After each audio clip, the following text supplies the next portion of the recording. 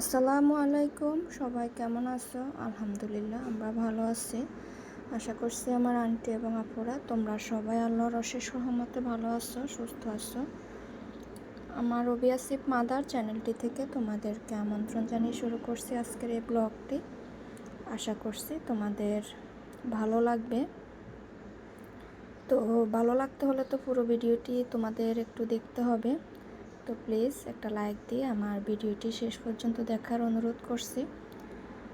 হয়তো প্রথম দিক দিয়ে ভালো না লাগলেও পুরোটা ভিডিও দেখলে তোমাদের অবশ্যই ভালো লাগতে পারে। আর যারা আমার ভিডিওতে আজ প্রথম একেবারে নতুন, প্লিজ একটা সাবস্ক্রাইব করে আমার পাশে থাকার অনুরোধ রইল। তো এখানে সকাল সকাল আমি খিচুড়ি রান্না করতেছি, বোনা খিচুড়ি। তো আমি তো আসলে আমার কিছু কিছু আপু আমার আগের ব্লগগুলা দেখে তারা জানে যে আমি অনেকটাই ব্যস্ত থাকি, আমার বাড়ির কাজ চলে, সেজন্যে সারাক্ষণে ওখানে থাকতে হয়।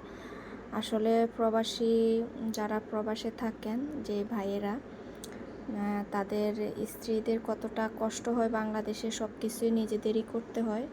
আমার ওই আপুরাই অবশ্য জানে, আমার আপু বা আন্টি যাদের হাজব্যান্ড বাংলাদেশে থাকেন না। তো আমাদের আসলে সব কিছুই নিজের হাতেই করতে হয়, বাইরে ঘরে সমস্ত কিছুই। তো যাই হোক, আলহামদুলিল্লাহ সব কিছুই একা একা অনেক সুন্দরভাবে করতেছি। আল্লাহ পাক অনেক অনেক সাহায্য করতেছেন। আল্লাহ পাকের সাহায্য ছাড়া আসলে এত কিছু করা আমার পক্ষে সম্ভব হয়েছিল না।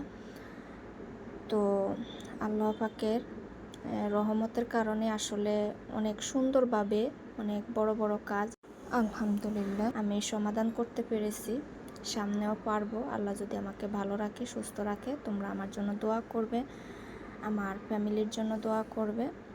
তো যাই হোক, এখানে আমি বোনা খিচুড়িটা রান্না করে এটার সাথে একটু মরিচ ভর্তা করে নিচ্ছি, পেঁয়াজ মরিচ ভর্তা। এটা তোমরা কে কে খাও প্লিজ আমাকে কমেন্টে জানাবা। আমার কাছে তো ভীষণ ভালো লাগে। আমি বোনা খিচুড়িটা করলে পেঁয়াজ ভর্তাটা একটু কষ্ট হলেও আমি করে নিই, কারণ পেঁয়াজ ভর্তা ছাড়া আমার কাছে অতটা ভালো লাগে না বোনা খিচুড়ি। তো খিচুড়িটা আমি একদমই চিকেন বা গরু গোশত ছাড়াই করেছি। তাড়াহুড়া করা লাগতেছে, তো এখন বাজে প্রায় 10টার মতো। আমরা 10:30 দিকে বের হয়ে যাব, মায়ের ছেলে ওবি স্কুল চলে যাবে, আমি যাব আমার ফ্ল্যাটে। তো সেখানে 2-3বার আমার যাওয়া হয়, অনেকক্ষণ থাকা লাগে, কাজগুলো দেখতে হয়, এদিক সেদিক হলে সেগুলো আবার সংশোধন করা লাগে। তো সেখান থেকে এসেই আবার 12টা আমি চলে গেছি মার্কেটে। আজকে গোল্ড কিনবো। আসলে গোল্ডের দাম এত বেশি, আমার মনে হয় দরকার ছাড়া কেউ এখন বর্তমানে গোল্ড কেনে না। তো মানে কি একটা অবস্থা, ওই দোকানদার ভাই বলতেছে গোল্ডের দাম নাকি আরও বাড়বে। আসলে সবাই সবার দাবিগুলো পেশ করতেছে। আমাদের মনে হয় কি, আমরা যারা মহিলারা আছি, মেয়ে মহিলারা আছি, আমাদেরও মনে হয় একটা দাবি তাদের মানতে হবে, সেটা হচ্ছে গোল্ডের দাম কমাতে হবে। এটা কি বলবো আর, আসলে আমাদের তো দুর্বলতা অনেক মেয়েদের এখানে, যে আমরা গোল্ড পছন্দ করি। হ্যাঁ, আমি গোল্ড অনেক বেশি পছন্দ করি, পরতেও আমার ভালো লাগে। তো আসলে এখন যে অবস্থা গোল্ডের, দরকার ছাড়া কেউই কেনে না, তো দরকার পড়ছে তাই মানে গিফটের জন্যেই কেনা। আমার মনে হয় ছেলে মেয়েদেরকে স্বর্ণ ছাড়াই বিয়ে দিতে হবে, যে অবস্থা দেখতেছি।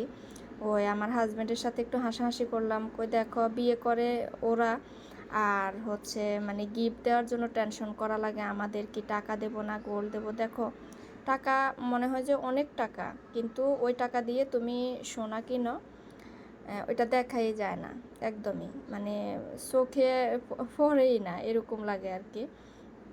তো অনেক চিন্তা ভাবনা করছি, কয়েকবার টাকা দিয়ে দিই, টাকাটা তো দেখা যায়, মানে অনেকগুলো টাকা এরকম, কিন্তু গোল্ড কিনলে একদমই দেখা যায় না।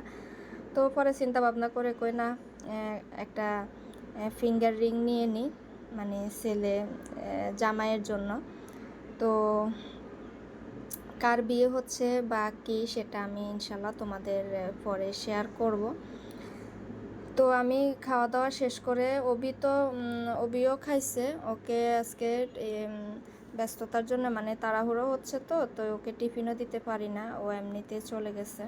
তো এই তো চলে আসলাম গোল্ডের দোকানে। তো আমার হাজব্যান্ড, আমি কিন্তু আমার এত সাহস নেই যে নিজে নিজে গোল্ড কিনবো। আমি কখনোই বাংলাদেশ থেকে গোল্ড কিনি না। আমার হাজব্যান্ড আলহামদুলিল্লাহ উনি ওইখান থেকে নিয়ে আসে, বা আমি যখন ওখানে গেছি তারপর উনি আমি নিজে পছন্দ করে কিনছি।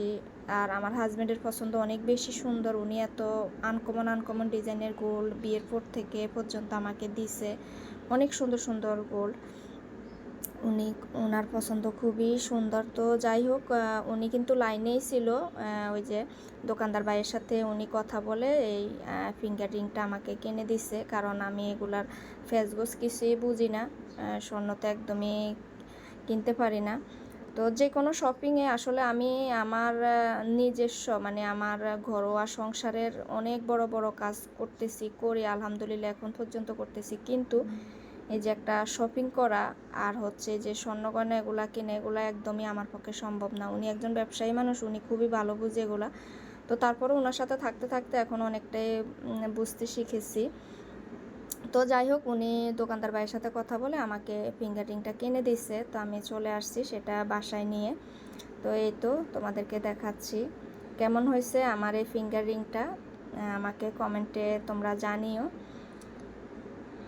আমার কাছে ভালো লাগছে, পছন্দটা আমি করছি।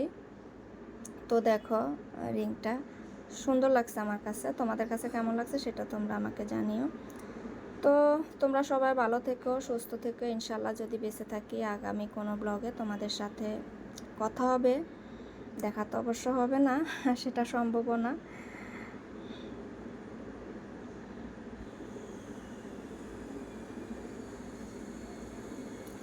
তো আর কি, আল্লাহ হাফেজ, আসসালামু আলাইকুম।